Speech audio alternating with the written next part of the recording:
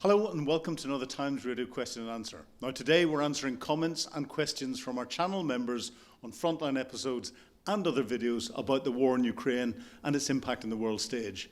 I'm Philip Ingram. I currently present Times Radio Frontline and I'm a former senior British military intelligence officer and NATO planner, and I commentate on all matters geopolitics, defence, security, cyber and anything else that people want me to or will pay me to. First one comes from Marty. Good to have you back, Marty. There are many good points here. I'm not sure which video you're looking at. One that is only rarely talked about is all of those countries doing good business with Russian money. Yes. Not just India and China, but those where many Russians go to spend their money and do business. I can think of, and I'm sure you've been thinking of a few. Surely there are many levers to pull to increase pressure on the Kremlin without sending rockets against Red Square. Of course there are, Marty, which is why we keep hearing about additional sanctions. Russians still go on holiday to the Middle East, to Egypt. There's an awful lot of Russians underpinning the Israeli economy. We've got the whole of the BRICS community, which is Brazil, Russia, India, China and South Africa are the main countries in there. I had to think of that. But there are a large number of other BRICS members that Russians tend to have no difficulties in doing business with and flying to. And yes, of course, we've still got countries that are based, or companies that are based in Europe still doing business into Russia. So there's an awful lot more that international sanctions can be utilized to have an impact on the Russian economy and Russia everywhere else. So there's a lot more that needs to be done. You are hitting the nail on the proverbial head. And it's time for Europe to wake up to that. It's time for Donald Trump's secondary sanctions that he's talking about, which will hopefully come in now less than 50 days, to start to hit those nations that are still doing business with Russia, but also start to hit some of those big conglomerates that are still doing business with Russia. And some of them that closed down initially after the full-scale invasion of Ukraine started are reopening their offices again. This is something we have to stop. Next point comes from Julian. Very short point. Why not use JSSMs in the Kursk bridge? So JSSMS. That's the AGM 158 produced by Lockheed Martin. There we are. Bring the geek out in me. With a range of approximately 500 nautical miles or 926 kilometers, which will hit the Kursk bridge. It is a cruise missile. It's a subsonic cruise missile that has got anti-jamming capability and all the rest of it. And it carries a warhead, and it's a blast fragmentation warhead of about 1,000 pounds in weight. Now, whether that blast fragmentation warhead has been configured in a way that it is optimized for targeting bridges or not, or whether that's better from the Storm Shadow missiles or the Taurus missiles or something else, I'm not sure. I haven't researched the design of the warhead on the JSSMs, and most of these warheads are not interchangeable. But I think with America confirming, and Donald Trump has confirmed that he's providing those missiles, and him talking about asking President Zelensky why he's not targeting Moscow, this is giving the Ukrainians a capability of attacking the Russians in depth and potentially not using other missiles that may have specific warheads. And I know Storm Shadow has, and I know Taurus has, if the Germans ever get round to supplying them, the ability to hit the Kerch Bridge. I think it's only a matter of time before the Kerch Bridge gets hit again. And of course, the JSSMs, you put a barrage in of different systems, and they will throw the air defense capabilities all over the place, and then you fly through the depleted air defense capabilities, the missiles that can have the effect on the bridge itself. But I still think 1,000 pounds of blast fragmentation explosive hitting one of the bridge supports, especially the ones that have been weakened by that undersea mine or explosion that went off a few weeks ago, might have an effect. It'll certainly worry the Russians. But I think there will be calculations going on as we speak by Ukrainian engineers to see whether this will work. But a very good point, and it's another good weapon system that is coming into the Ukrainian arsenal. Vaser, you bring up the next point. You say, I grew up in the Cold War. I never thought I'd prefer the world as it was back then compared to the world we live in now.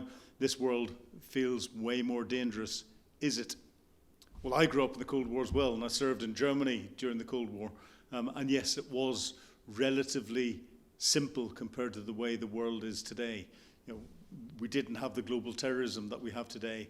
With the British military, we had Northern Ireland, and that is where our operational focus was. But a lot of the rest of our focus was on dealing with the Russian threat in the Cold War.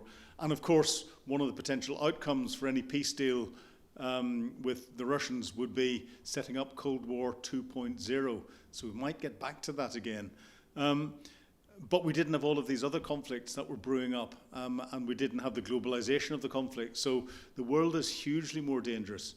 During the Cold War, every time we got to the end of our major military exercises or maneuvers, after a few weeks, we always went nuclear. That's the worrying thing, and it became routine. We expected after a set period of time that we were going nuclear, and we're still living under the fallacy of there being a tactical nuclear exchange before we went intercontinental. That normality is scary. We're not in that position today, so we're not closer to global intercontinental nuclear war, but we are closer to a global conflict than we were then. So yes, I would say the world is much more dangerous. Astro, good to have you back, Astro. You say, this 50-day delay before decision on tariffs emasculates Congress. They dare not jeopardize another Trump peace negotiation by passing sanctions of their own.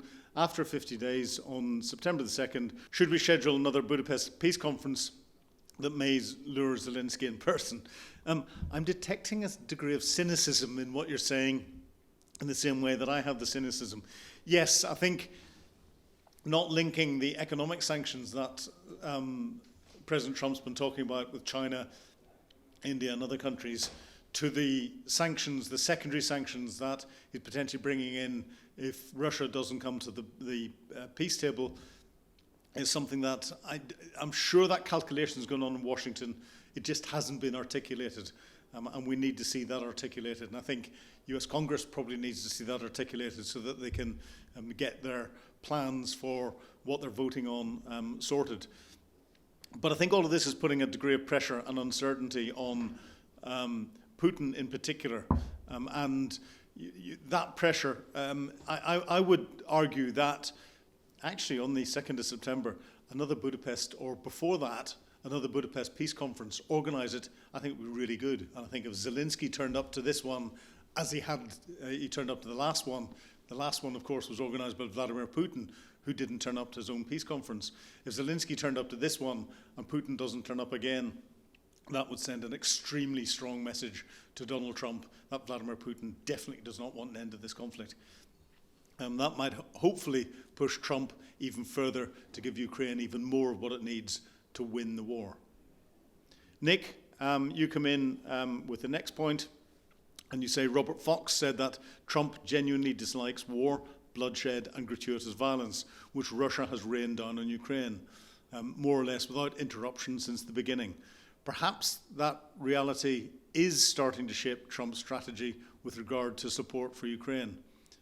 Nick, I think it is, genuinely. And Robert Fox, I respect his views hugely. He is very well experienced, and he gets the subtleties of what's going on. And I think that subtlety with regard to Donald Trump has changed. I thought it was interesting that Donald Trump, in his comments that came out, put down a lot of that change to what the First Lady, Melania, would say to him whenever he got back into his quarters in the White House, and said, I just had a very good call with Vladimir Putin, and we talked about good things, and he's a nice guy. And then Melania said but they've just bombed another city. And Trump genuinely doesn't like that. He wants a Nobel Peace Prize. Final point today is from Mac. And Mac, you say there are reports that Russia is spending billions in re-equipping its military, opening its bases along NATO's borders, as Russia has lost millions in the battle, and emigrating out of Russia. Where will they get all the trained people to man these bases and crew new tanks and pieces of equipment, etc.? It's a very fair point. I think a lot of the bases that we're seeing opening along the NATO's border, and it's Finland's border in particular, the bases are being built. I don't think there's a plan to put manpower in them at the minute. There's been some assumptions in the press that new formations will be created to put there. And of course, Vladimir Putin has described how his military is going to grow in size. Now, looking at the size, the Russians have lost just over 1 million. We're getting up to 1.1 million soon in the war in Ukraine. But putting that into context, the Russian population is 143.8 million, or it was in 2023. It's decreasing slightly. Ukraine's population was only 37.7 million at that time. Russia's huge. It's got access to a huge pool of people that it can call up into the military. It hasn't carried out a mobilization. It's giving financial incentives for people to come and volunteer to be in the military. And those financial incentives are something that people are still finding attractive. And of course, if they can get financial incentives to join the military, to go and sit on a border with Finland and not fight in Ukraine, that is something that people may want to do, not realizing that they'll probably end up doing tours into Ukraine and unlikely to come back. But it's a very fair point. But I think Russia has got access to not unlimited manpower, but a significant amount more. I think we're going to see another 12 to 18 months before the casualties and the impact of this really starts to bite. The issue is, where's it going to get its equipment from? How's it going to be able to finance the equipment? Because the Russian defense industrial base is running out of kit to refurbish. It's relying on supplies from North Korea and elsewhere. And this is something that, again, I think within the next 12 to 18 months is going to really start to bite with the Russians. But it's a question you need to keep asking, and we'll keep monitoring it for you. So thanks for watching this week's Q&A and for posting your questions. Remember, if you want access to exclusive videos and to have your questions answered, please sign up for Times Radio membership. And also, you can listen to us now on your favourite podcast channel. Just search for Times Radio Frontline. Thank you. Goodbye.